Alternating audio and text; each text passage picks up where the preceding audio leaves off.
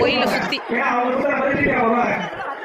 மேய்க்கங்குடியால் கோயிலை சுற்றி காலையில் 4 மணிக்கு திருவிளக்கு பூஜைக்கு பெண்கள் மட்டும்தான்.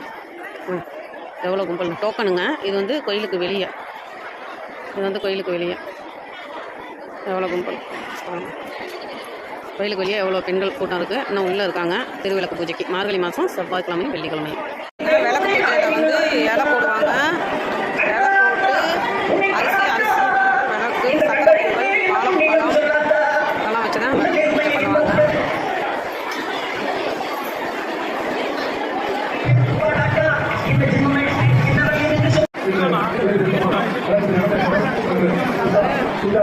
அபிஷேகம் நடந்துகிட்டு இருக்காங்க கருவறையில்.